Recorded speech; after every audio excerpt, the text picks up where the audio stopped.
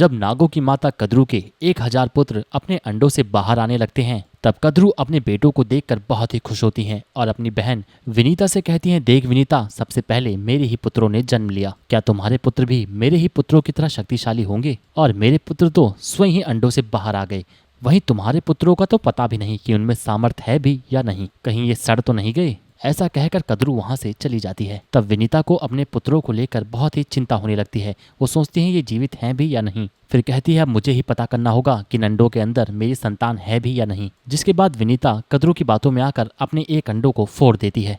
उस अंडे के फूटते ही उसमें से एक अविकसित शरीर वाला एक पुत्र बाहर निकलता है, जिसका शरीर का विकास सही से नहीं हुआ था और नीचे का हिस्सा तो बिल्कुल ही नहीं बना था। तब वो अपने अविकसित शरीर को क्रोध में आकर देखता है और कहता है, ये आपने क्या कर दिया माँ? आपने तो मुझे पूरी तरह से विकसित होने का समय ही नहीं दिया और अपना धैर्य खोकर बहुत बड़ी भूल कर दी, और इसके कारण इसका मुझे आजीवन दंड भोगना पड़ेगा। तब वो अपनी माँ विनीता को श्राप देता है कि जिस दुख और पीड़ा से मैं इस समय गुजर रहा हूँ, उसी तरह आपको भी आपकी बहन की दासी बनकर हर वक्त कष्ट और पीड़ा से गुजरना पड़ेगा। आप कभी सुख से नहीं रह पाओगे। तब विनीता को अपनी गलती का एहसास होता है और अपने पुत्र से क्षमा मांगने लगती है। तब वो अपनी माँ से कहता है, माँ, अगर एक पुत्र ने आपको श्राप दिया है तो वहीं आपका ये दूसरा पुत्र आपको इस श्राप से मुक्त करेगा। दोस्तों, आगे क्या हुआ ये जानने के लिए कमेंट में पार्ट 2 जरूर लिखें।